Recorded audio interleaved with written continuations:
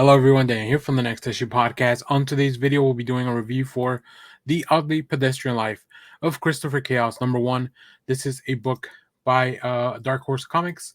Let's talk about the creative team before we get into this. So this book is based on an idea by James Tynion IV with a script by Tate Brombal, art by Isaac Goodhart, colors by Mikel Muerto, and letters by Aditya Bidikar. Um, Before we get into the synopsis, so I was lucky enough to have met most of the creative team of this book. So I'm really excited about this. I got to read it in advance. I got to talk to them a little bit about it, but I did want to make a review video because I want to make sure that people are picking up this book this week. It's coming out later this week. So in this book from the New York Times bestselling multi-Eisner award-winning writers of Something's Killing the Children, Department of Truth, The House of Slaughter, and artists on the Victor and Nora, A Gotham Love Story, comes this LGBTQ plus horror hero coming of age story that is Invincible meets the Doom Patrol. Meet teenage mad scientist Christopher Chaos. For all his life, he knew he was different. His brilliant mind works in ways that defy logic and enable him to do things and push him beyond his peers. Unfortunately, these abilities also cause great pain in his personal life, leading to others fear him and leaving him Christopher with profound loneliness and guilt. Then one day, something cracked. When the cute boy at high school turns out to be a deadly creature, Christopher finds himself pitted in a world of monsters, heroes, and a cult of hunters out to kill them all.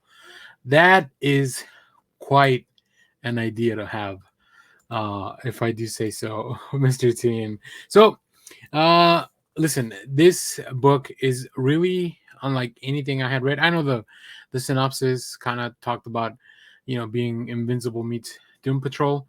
I definitely get those vibes, but yeah, I mean, this is just at the core of it. It is a story about somebody who is looking for their place in the world, looking to belong, looking to examine who they really are, and just not be lonely, but also how to do that while staying true to who this character is. Right? Christopher can't help being a genius. He can't help the way he sees the world. But this is the stuff that has led to all this stuff being taken away from him. Now, once he finally gets over that and maybe accepts who he is, he can probably move forward.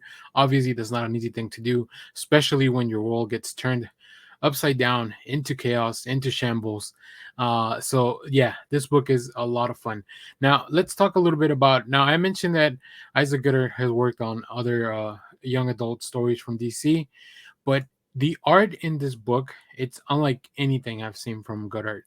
Um, it is just like so much darker.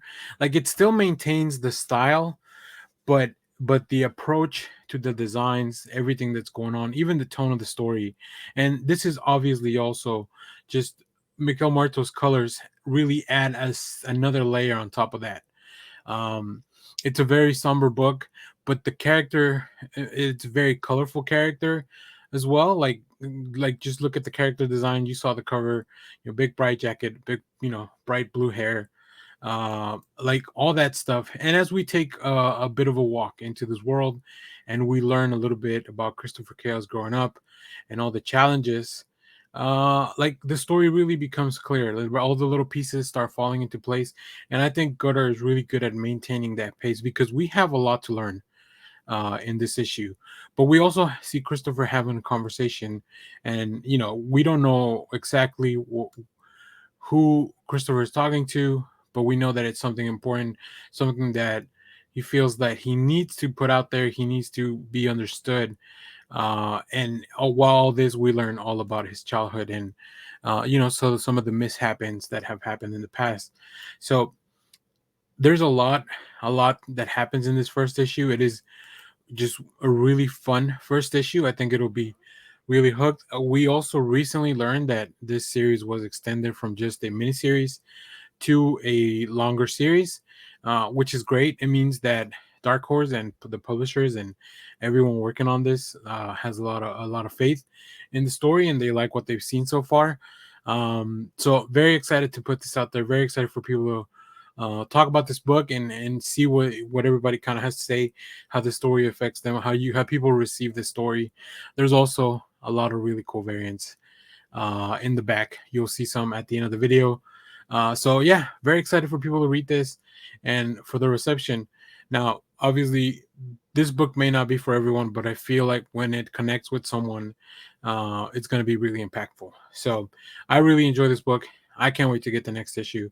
So I'm very excited, and I really want to hear what you guys have to say about this book. So if you have read it, let me know down in the comments. And as always, thank you for watching, everyone. Remember to share, like, subscribe, hit the bell so you know when we go live. That is most Saturdays, 10 a.m. Central Standard Time. Stay tuned.